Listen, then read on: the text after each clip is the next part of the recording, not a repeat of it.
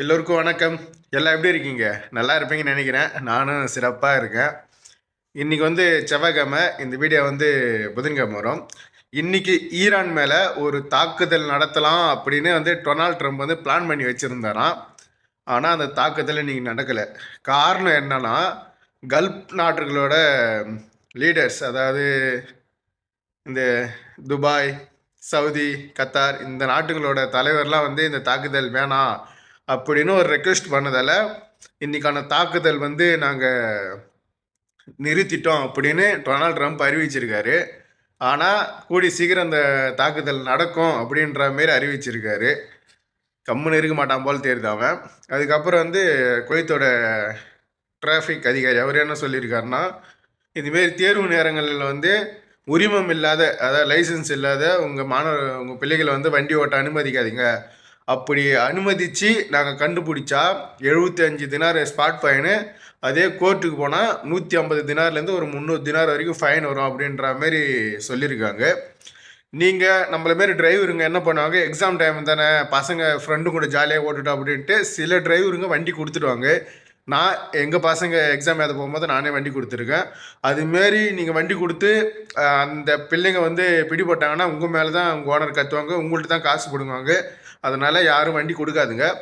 இப்போதைக்கு இந்த 2 தகவல் வந்திருக்குது. பொறுத்து பார்ப்போம் வேறு என்னென்ன வருதுன்னு.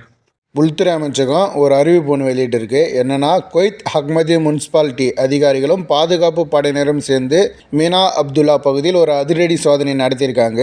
இந்த சோதனையில் சட்ட விதிகளுக்கு புறம்பாக செயல்பட்ட பலரை கைது செய்திருக்காங்க. அது மட்டும் இல்லாமல் முறையான அனுமதி இல்லாமல் சட்டங்களை மதிக்காமலும் இயங்கி வந்த ஃபாஸ்ட் ட்ரக் நடமாடும் உணவகங்களை மீது நடவடிக்கை எடுத்திருக்காங்க. அது மட்டும் இல்லாமல் அவங்க மேலே சட்ட ரீதியான கேஸ் பதிவு செஞ்சு விசாரணைக்கு அனுப்பியிருக்கிறதாகவும் தெரிவிச்சிருக்காங்க. நான் என்ன சொல்ல வரேன்னா, குவைத் நாடு முழுக்க இந்த மாதிரி சோதனை நிறைய நடக்குது. நிறைய இடத்துல இதுமாரி செக்கிங் நடந்து தான் இருக்குது. நீங்கள் இந்த குவைத் சட்டத்தை மீறினாலோ இல்லை இந்த உள்துறை அமைச்சர் ஏமாற்றிட்டு நம்ம ஒரு தவறு செய்யலாம் நீங்கள் நினச்சாலோ கண்டிப்பாக என்றைக்காக இருந்தாலும் நீங்கள் மாட்டிக்குவோங்க. நான் சில தினங்களாகவே போடுற வீடியோவில் பெரும்பாலான இந்த ஃபுட்டு கடை, அது இல்லாமல் இந்த ட்ரிங்க்ஸு, இதை பற்றி தான் அதிகம் கண்டுபிடிச்சின்னு இருக்காங்க. இதை பற்றி தான் அதிக நடவடிக்கை எடுத்துன்னு இருக்காங்க. முடிஞ்ச அளவுக்கு கவனமாக இருங்க, எச்சரிக்கையாக இருங்க. காலையில் இந்த ரூமில் உட்காந்துருந்தேன். ரூமில் தான் உட்காந்துக்கிறேன் திவானில். சாப்பாடுக்கு மட்டும்தான் ரூமுக்கு போயிருந்தேன், என்னோடய ரூமுக்கு. அப்புறம் ஜூன் 1ஆம் தேதியிலிருந்து இன்னும் சில விமான சேவைகள் தொடங்கும் குவைத்திலேருந்து அப்படின்னு ட்ராவல்ஸ் வட்டாரத்தில் சொல்கிறாங்க. ஆனால் குவைத்தோட சிவில் போக்குவரத்து டிபார்ட்மெண்ட் அது எதுவும் சொல்லலை. கன்ஃபார்மாக என்னன்னு தெரியல. இந்த தகவல் இருந்தாலும் உங்க கூட நான் ஷேர் பண்ணிக்கிறேன். அப்படி உங்களுக்கு இந்த தகவல் கன்ஃபார்மாக இருந்தால் நீங்களும் கமெண்ட் பண்ணுங்கள், எல்லாம் தெரிஞ்சுக்கிட்டோம். அப்புறம் சபாஹால் அஹ்மத் கடல்சார் பகுதியில் ஒரு கூட்டு பாதுகாப்பு சோதனை நடத்தியிருக்காங்க. இதில் அனுமதியின்றி சில பேச்சர்கள் தங்கியிருந்ததாகவும் பொதுமக்களுக்கு இடையூறு பண்ணதாலும் சில பேர் கைது பண்ணியிருக்காங்க. அவங்க மேலே சில நடவடிக்கைகளும் எடுத்திருக்காங்க அப்படின்ட்டு உள்துறை அமைச்சகம் இந்த வீடியோ வெளியிட்டிருக்கு. டைமு 8:30 மணி ஆகுது. மேடம் அவனே ஸ்ட்ரீட்னு வந்திருக்காங்க. அப்புறம் பக்ரீத்துக்கு 6 நாள் லீவ் விட்டுருக்காங்க குவைத் கவர்மெண்ட்.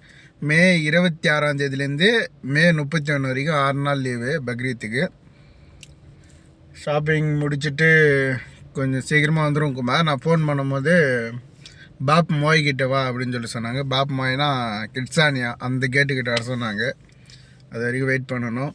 இப்போ கொஞ்சம் டிராஃபிக் அதிகமாக தான் இருக்குது. நம்ம அவசரப்பட்டு உள்ளே சூப்பர் மார்க்கெட் உள்ளே போனால் அப்புறம் ஃபோன் பண்ணாங்கன்னா நம்ம சீக்கிரம் போக முடியாது அவங்கள்ட்ட. அதனால் காரில் வெயிட் பண்ணுவோம்.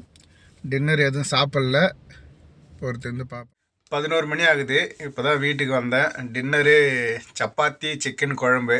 சப்பாத்தி கடையிலேருந்து வாங்கிட்டு வந்தேன், சிக்கன் குழம்பு வீட்டிலேருந்து வாங்கிட்டேன். சப்பாத்தி வாங்கிட்டு பிச்சு போட்டு வச்சுக்கிறேன். அப்படியே இதில் இந்த குழம்பு ஊற்ற வேண்டியதான். எல்லாம் நம்ம ஊரில் இருக்கிற மாரி இருக்குது குழம்பு. கொஞ்சமாக சப்பாத்தி எடுத்து சேஸ் ஃப்ரெண்ட்ஸ்.